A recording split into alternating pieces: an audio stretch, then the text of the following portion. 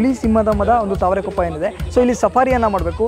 Safari ಹೇಗಿರುತ್ತೆ, ಸಫಾರಿಯ ಅನುಭವ ಹೇಗಿರುತ್ತೆ ಎಲ್ಲವನ್ನು ಕೂಡ ತೋರಿಸ್ತೀನಿ, ಬನ್ನಿ.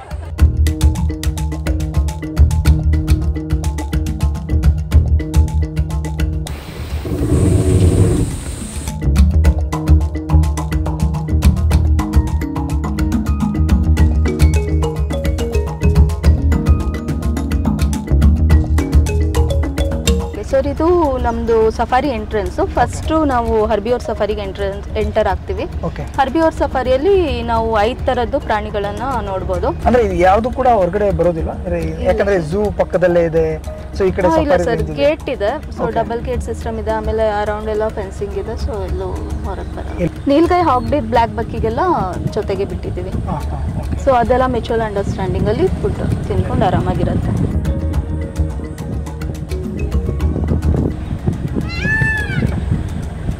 ಆಮೇಲೆ ಈ ಡೀರ್ಸ್ ಫ್ಯಾಮಿಲಿದೇನು ಡೀರ್ಸ್ ಇದೆ ಎಲ್ಲದು ಆಂಟ್ಲರ್ಸನ್ನು ಶೆಡ್ ಮಾಡುತ್ತೆ ಎವ್ರಿ ಇಯರ್. ಶೆಡ್ ಮಾಡಿ ಮತ್ತೆ ರೀಗ್ರೋತ್ ಆಗುತ್ತೆ. ಸೊ ನಮ್ಮದು ಹರ್ಬಿಯೋರ್ಸ್ದು 30 ಹೆಕ್ಟರ್ಸ್ ಇದೆ. ಟೈಗರ್ ಲಯನ್ದು 20 ಹೆಕ್ಟರ್ಸ್ ಇದೆ. ಆಮೇಲೆ ಮತ್ತೆ ಗಾರ್ ಸಫಾರಿನೂ 30 ಹೆಕ್ಟರ್ಸ್ ಮಾಡಿದ್ದೀವಿ. ಇದು ಫೀಮೇಲ್ಸ್ ಡೈಲಿ 10 kg ಹಾಕ್ತೀವಿ ಫುಡ್. ಅದಕ್ಕೆ ಮೀಟನ್ನು ಹಾಕ್ತೀವಿ. ಈ ಟೈಮಲ್ಲಿ ಒಂದು ಸ್ವಲ್ಪ ರೆಸ್ಟ್ ಮಾಡುತ್ತೆ. ಸೊ ಆಫ್ಟರ್ 4 o'clock ಆಮೇಲೆ ಅರ್ಲಿ ಮಾರ್ನಿಂಗ್ ಎಲ್ಲ they will be very active. So zoo ಅಲ್ಲಾದರೆ ಸೊ ಕೇರ್ ತೊಗೊಳ್ತಾರೆ, ವೆಟರ್ನರಿ ಡಾಕ್ಟರ್ಸ್ ಇರ್ತಾರೆ. ಸೊ ನೀಟಾಗಿ ಡಯಟ್ ಮೇಂಟೈನ್ ಮಾಡ್ತೀವಿ. ಇಷ್ಟೇ ಫುಡ್ ಅಂತ ಡೈಲಿ ಫುಡ್ ಸಿಗುತ್ತೆ ಅದಕ್ಕೆ. ಸೊ ವೈಲ್ಡ್ ಅನಿಮಲ್ಸಿಗೆ ಎಷ್ಟೇ ಕೇರ್ ಮಾಡಿದ್ರು, ಏನೇ ಕೇರ್ ಮಾಡಿದ್ರು, ಸೊ ಅದ್ರ ಏನು ಮೂಡ್ ಇರುತ್ತೆ ಅದ್ರ ಮೇಲೆ ಡಿಪೆಂಡ್ ಆಗುತ್ತೆ. ಎಷ್ಟು ಲಯನ್ಸ್ ಇದೆ ಆ್ಯಕ್ಚುಲಿ? ಲಯನ್ಸ್ ನಮ್ಮ ಹತ್ರ 5 ಇದೆ. ತುಂಬ ಎಕ್ಸೈಟ್ ಆಗ್ತಾರೆ. ಇಷ್ಟು ಹತ್ರದಲ್ಲಿ ಅವರಿಗೆ ನೋಡಕ್ ಸಿಗೋದೇ ತುಂಬಾ ಕಮ್ಮಿ. Especially lion. ಹೌದು, ಲಯನ್ ನಮ್ಗೆ ಆಕ್ಚುಲಿ ಸಿಗೋದೇ ಇಲ್ಲ. ಬಂದವರೆಲ್ಲರೂ ಸಫಾರಿಗೆ ಆಕ್ಚುಲಿ ವಿಸಿಟ್ ಕೊಡ್ಲೇಬೇಕು. ಸೊ ಆವಾಗಲೇ ಸ್ಯಾಟಿಸ್ಫ್ಯಾಕ್ಷನ್ ಅದು.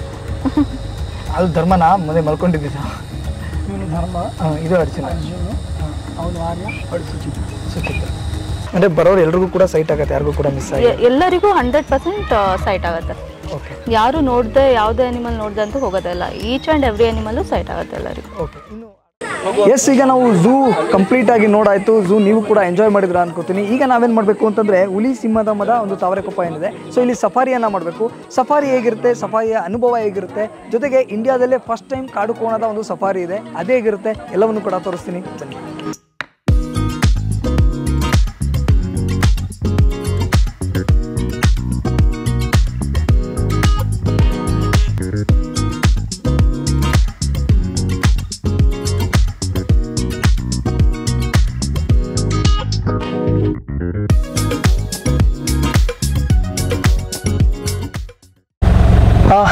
ಈಗ ನಾವು ಹುಲಿ ಸಿಂಹದ ಮದ ತಾವರೆಕೊಪ್ಪ ಏನಿದೆ, ಸೊ ಅದರ ಒಂದು ಸಫಾರಿಗೆ ಬಂದಿದ್ದೀವಿ. ಈಗ ಇಷ್ಟೊತ್ತವರೆಗೂ ಕೂಡ ನೀವು ಝೂ ಅನ್ನು ನೋಡಿದ್ರಿ.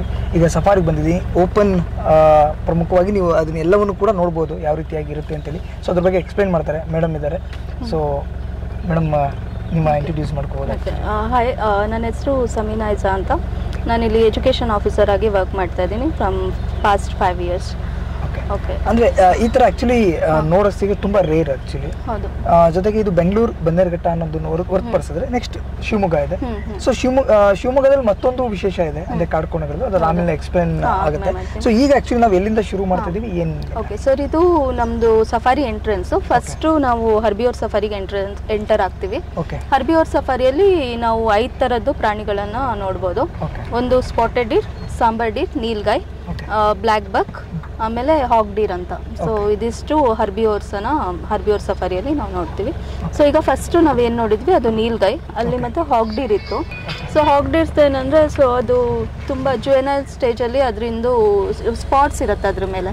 ಸೊ ಅದು ಗ್ರೋತ್ ಆಗ್ತಾ ಹೋಗ್ತಾ ಸ್ಪಾಟ್ಸ್ ಎಲ್ಲ ಡಿಸಪಿಯರ್ ಆಗಿ ನಾರ್ಮಲ್ ಜಿಂಕೆ ಥರ ಕಾಣುತ್ತೆ.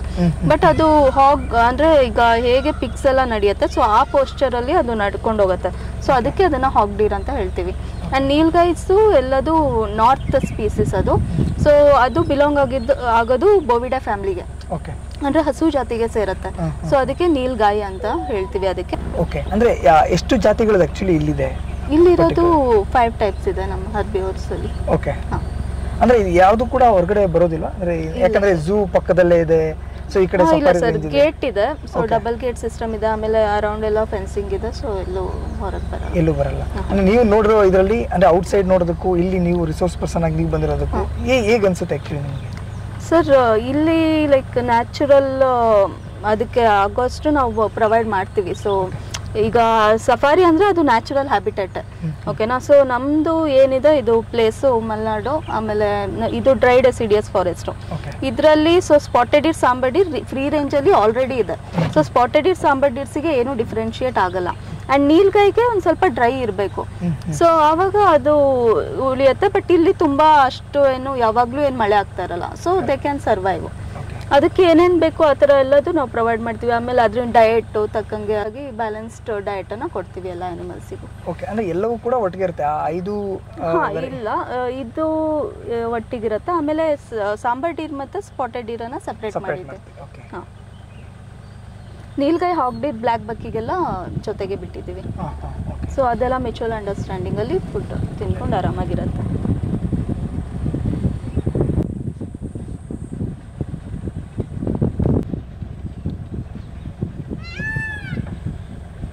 ಆಮೇಲೆ ಈ ಡೀರ್ಸ್ ಫ್ಯಾಮಿಲಿದು ಏನು ಈ ಡೀರ್ಸ್ ಇದೆ ಎಲ್ಲದು ಆ್ಯಂಟ್ಲರ್ಸನ್ನು ಶೆಡ್ ಮಾಡುತ್ತೆ ಎವ್ರಿ ಇಯರ್. ಶೆಡ್ ಮಾಡಿ ಮತ್ತೆ ರೀಗ್ರೋತ್ ಆಗುತ್ತೆ. ಅಲ್ಲಿ ಕಾಣ್ತದೆ ವೆಲ್ವೆಟಿ ಸ್ಟ್ರಕ್ಚರ್ ಇದ್ದು ಎಲ್ಲ. ಸೊ ಇದೆಲ್ಲ ಮತ್ತೆ ರೀಗ್ರೋತ್ ಆಗ್ತಾ ಇರೋದು. ಸೊ ಸ್ಟಾರ್ಟಿಂಗಲ್ಲಿ ಆ ಥರ ತುಂಬ ಸಾಫ್ಟ್ ಇರುತ್ತೆ ಅದು. ಹಾಂ, ಸೊ ನಮ್ಮದು ಹರ್ಬಿವರ್ಸ್ದು 30 ಹೆಕ್ಟರ್ಸ್ ಇದೆ. ಟೈಗರ್ ಲಯನ್ದು 20 ಹೆಕ್ಟರ್ಸ್ ಇದೆ. ಆಮೇಲೆ ಮತ್ತೆ ಗಾರ್ ಸಫಾರಿನೂ 30 ಹೆಕ್ಟರ್ಸ್ ಮಾಡಿದ್ದೀವಿ. ಅಂದ್ರೆ ಒಂದೊಂದು ಪಾರ್ಟ್ಗೂ ಒಂದೊಂದು ಗೇಟ್ನ ಹಾಕಿ ಅದನ್ನ ಕಂಪ್ಲೀಟ್ ಕ್ಲೋಸ್ ಮಾಡಿ ಕಂಪ್ಲೀಟ್ ಸೆಪರೇಟ್ ಆಗಿ ಮಾಡಿದ್ದೀವಿ. ಬಟ್ ಚಾಲೆಂಜಿಂಗ್ ಟಾಸ್ಕ್ ಅಲ್ವಾ? ಹಾಂ, ಹೌದು. ಸೊ ಕೀಪರ್ಸ್ ಇರ್ತಾರೆ ಇಲ್ಲೇ. ಅವರು ಒಂದು ದಿನಕ್ಕೆ ಒಂದು 2-3 ಟೈಮ್ಸ್ ಆದರೂ ರೌಂಡ್ ಮಾಡ್ತಾರೆ. ಸಫಾರಿ ರೌಂಡ್ಸ್ ಇರುತ್ತೆ, ನೋಡ್ತಾ ಇರ್ತಾರೆ. ಸೊ ಗ್ರೂಪಲ್ಲಿ ಇರೋದ್ರಿಂದ ಒಂದು ಸ್ವಲ್ಪ ಕಷ್ಟ ಅಬ್ಸರ್ವ್ ಮಾಡೋದು. ಎಲ್ಲ ಆ್ಯನಿಮಲ್ಸಿಗೂ ನೀಟಾಗಿ ಅಬ್ಸರ್ವ್ ಮಾಡಬೇಕಾಗತ್ತೆ. ಈಗ ಎನ್ಕ್ಲೋಜರಲ್ಲಿ ಇದ್ದರೆ ಒಂದ್ಸತಿ ನೋಡಿದ್ರೆ ಸಾಕು. ಬಟ್ ಗ್ರೂಪಲ್ಲಿ ಇರ್ತಾ ಆ್ಯನಿಮಲ್ಸ್ ಜಾಸ್ತಿ ಅದಕ್ಕೆ ಇದು ಕೊಡಬೇಕಾಗತ್ತೆ, ಅಟೆನ್ಷನ್ ಕೊಡಬೇಕಾಗತ್ತೆ.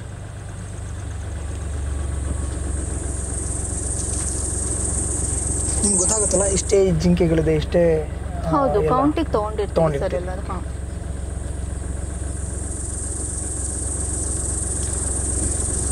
ಇನ್ವೆಂಟ್ರಿ ಮೇಂಟೈನ್ ಮಾಡ್ತೀವಲ್ಲ, ಸೊ ಅದರಲ್ಲಿ ನಾವು ನೀಟಾಗಿ ಇದು ಮಾಡ್ತೀವಿ. ಸೊ ಒಂದು ಬರ್ತ್ ಆಗುತ್ತೆ ಇಲ್ಲ ಡೆತ್ ಆಗುತ್ತೆ. ಸೊ ಅದರಲ್ಲಿ ನಾವೆಲ್ಲದು ಇನ್ಕ್ಲೂಡ್ ಮಾಡ್ತೀವಿ. ಹಾಂ,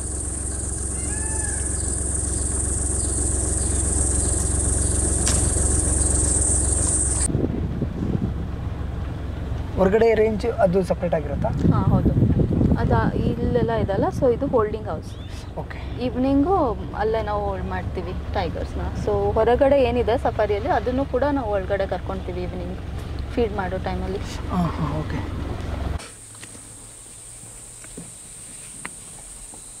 ಸೊ ಇದು ಫೀಮೇಲ್ಸು. ಡೈಲಿ 10 kg ಹಾಕ್ತೀವಿ ಫುಡ್, ಅದಕ್ಕೆ ಮೀಟನ್ನು ಹಾಕ್ತೀವಿ.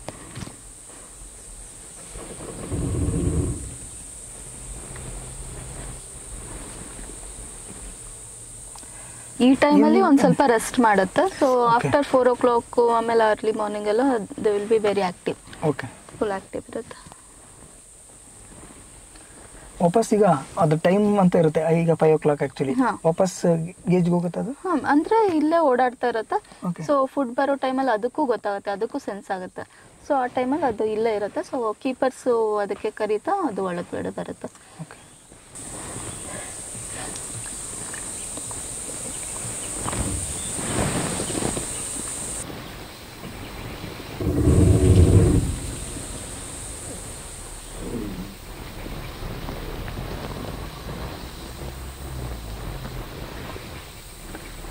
ವಾಟರ್ಗೂ ಅಲ್ಲೇ ಇದು ಮಾಡ್ಕೊಂಡಿದ್ದೀರಿ? ಹಾಂ, ವಾಟರ್ ಎಲ್ಲ ಕೊಡ್ತೀವಿ.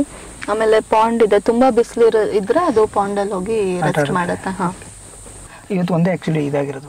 ಹೊರಗಡೆ ಬಿಟ್ಟರೆ ಇವತ್ತೊಂದೇ. ಸೊ ಡೈಲಿ ರೊಟೇಷನ್ ಇರುತ್ತೆ. ಸೊ ಒಂದಕ್ಕೆ ಬಿಡಲ್ಲ, ಇಲ್ಲ ಎಲ್ಲದಕ್ಕೂ ಹೋಲ್ಡಿಂಗ್ ಹೌಸ್ ಎಲ್ಲ ಇಡಲ್ಲ, ರೊಟೇಷನ್ ಮಾಡ್ತಾ ಇರ್ತೀವಿ.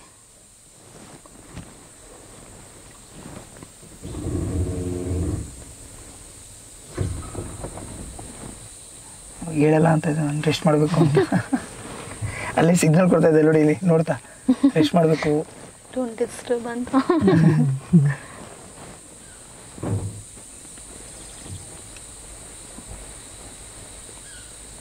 ಅಲ್ಲ. ಸೊ ಝೂ ಅಲ್ಲಿ ಒಂದು 3-4 ಇಯರ್ಸ್ ಎಕ್ಸ್ಟ್ರಾ ಅದು ಬದುಕತ್ತೆ ಯೂಶಲಿ. ಸೊ ಕಾಡಲ್ಲಿ ಒಂದು ಸ್ವಲ್ಪ ಅದಕ್ಕೆ ಏನಾದ್ರು ಡ್ಯಾಮೇಜ್ ಆದರೆ ದೇ ಕಾಂಟ್ ಫೈಟ್ ಮಾಡೋಕ್ಕಾಗಲ್ಲ. ಸೊ ಅವಾಗ ಡೆತ್ ಆಗೋ ಚಾನ್ಸಸ್ ಜಾಸ್ತಿ ಇರುತ್ತೆ. ಸೊ ಝೂ ಅಲ್ಲಾದರೆ ಸೊ ಕೇರ್ ತೊಗೊಳ್ತಾರೆ, ವೆಟರ್ನರಿ ಡಾಕ್ಟರ್ಸ್ ಇರ್ತಾರೆ. ಸೊ ನೀಟಾಗಿ ಡಯಟ್ ಮೇಂಟೈನ್ ಮಾಡ್ತೀವಿ, ಇಷ್ಟೇ ಫುಡ್ ಅಂತ ಡೈಲಿ ಫುಡ್ ಸಿಗುತ್ತೆ ಅದಕ್ಕೆ.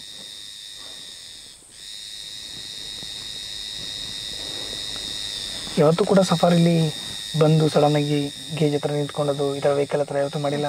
ಇಲ್ಲ ಸರ್, ಆ ಥರ ಏನಾಗಿಲ್ಲ. ಅಥವಾ ಕೀಪರ್ ಆಗಲಿ ಆ್ಯಕ್ಚುಲಿ ಇನ್ ಕೇಸ್ ವೆಹಿಕಲ್ ಬಂದಾಗ ಗೊತ್ತಿರುತ್ತಲ್ಲ ಪರಿಚಯ, ನನಗೆ ಫುಡ್ ಕೊಡ್ತಾರೆ, ನನ್ನ ಕೇರ್ ಮಾಡ್ತಾರೆ ಅಂತ, ಅವಾಗ ಏನಾದ್ರು ಬಂದು ಇದು ಮಾಡೋ ಥರ ಹೆಸರು ಕೂಗಿದ್ರೆ ಬರೋ ಥರ ಇದರೆಲ್ಲ ಆಗುತ್ತೆ? ಹಾಂ, ಹೆಸರು ಕೂಗಿದ್ರೆ ರೆಸ್ಪಾನ್ಸ್ ಎಲ್ಲ ಮಾಡುತ್ತೆ. ಓಕೆ. ಸೊ ವೈಲ್ಡ್ ಅನಿಮಲ್ಸಿಗೆ ಎಷ್ಟೇ ಕೇರ್ ಮಾಡಿದ್ರು ಏನೇ ಕೇರ್ ಮಾಡಿದ್ರು ಸೊ ಅದ್ರ ಏನು ಮೂಡಿರುತ್ತೆ ಅದ್ರ ಮೇಲೆ ಡಿಪೆಂಡ್ ಆಗುತ್ತೆ. ಸೊ ನಾವು ಕೇರ್ ಮಾಡ್ತೀವಿ ಅಂತ ಅದಕ್ಕೆ ಹೋಗಿ ಜಾಸ್ತಿ ಸೊ ಕ್ಲೋಸ್ ಆಗೋಕ್ಕಾಗಲ್ಲ ಯಾವುದೇ ಅನಿಮಲ್ಸ್ ಜೊತೆ, ಎಸ್ಪೆಷಲಿ ವೈಲ್ಡ್. ಹೌದು.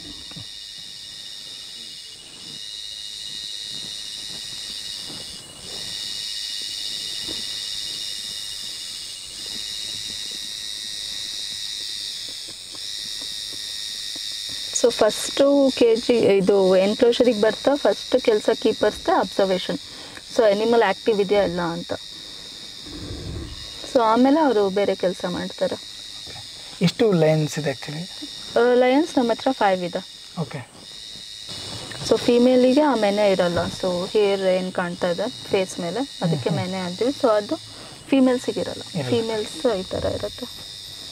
ಹೌದು, ತುಂಬ ಎಕ್ಸೈಟ್ ಆಗ್ತಾರೆ. ಇಷ್ಟು ಹತ್ತಿರದಲ್ಲಿ ಅವರಿಗೆ ನೋಡೋಕ್ಕೆ ಸಿಗೋದೇ ತುಂಬ ಕಮ್ಮಿ, ಎಸ್ಪೆಷಲಿ ಲಯನ್. ಹೌದು, ಲಯನ್ ನಮಗೆ ಆ್ಯಕ್ಚುಲಿ ಸಿಗೋದೇ ಇಲ್ಲ, ನಮ್ಗೆ ಸಿಗೋದೇ ಇಲ್ಲ. ಸೊ ಇಷ್ಟು ಹತ್ರ ನೋಡ್ಬೇಕಂದ್ರೆ ನಿಜವಾಗ್ಲೂ ಅವರಿಗೆಲ್ಲ ಕೇಳಬೇಕು. ಸೊ ಝೂ ಅಲ್ಲಂತೂ ಎಲ್ಲರಿಗೂ ಅವ್ರು ಒಂದ್ಸತಿ ಸಫಾರಿಗೆ ಬಂದುಬಿಟ್ರೆ ಅಂತೂ ಕಾಣಿಸುತ್ತೆ. ಸೊ ಎಲ್ಲರೂ ತುಂಬ ಖುಷಿಯಾಗೇ ಹೋಗ್ತಾರೆ. ಸೊ ಬಂದವರೆಲ್ಲರೂ ಸಫಾರಿಗೆ ಆ್ಯಕ್ಚುಲಿ ವಿಸಿಟ್ ಕೊಡಲೇಬೇಕು. ಸೊ ಆವಾಗಲೇ ಸ್ಯಾಟಿಸ್ಫ್ಯಾಕ್ಷನ್ ಅದು. ಅದು ಧರ್ಮನ ಮುಂದೆ ಮಲ್ಕೊಂಡಿದ್ದ ಧರ್ಮ, ಇದು ಅರ್ಜುನ, ಅವನು ಆರ್ಯ, ಅವಳು ಸುಚಿತ್ರ.